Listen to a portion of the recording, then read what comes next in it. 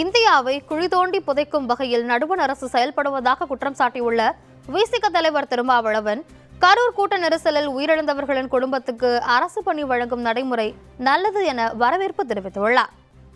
ஒரு கட்சியினுடைய மாநாட்டில் அல்லது பொதுக்கூட்டங்களில் இதுபோல சிக்கி உயிரிழந்தவர்களுக்கு அரசு பணி தரலாமா என்கிற கேள்வியை இப்போது எழுப்பியிருக்கிறார்கள்.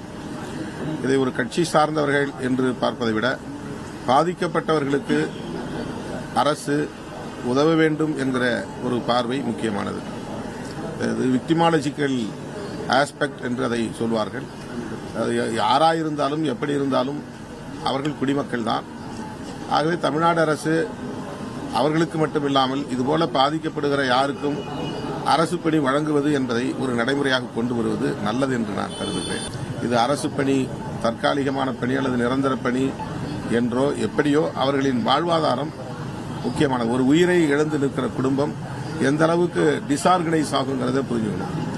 அந்த அடிப்படையில் இதை அணுக வேண்டுமே தவிர இது டிவிகே நிகழ்ச்சி, அதில் செத்து போனவங்களுக்கு ஏன் கொடுக்கணும் அப்படிங்கிற மாதிரி பார்க்கறது.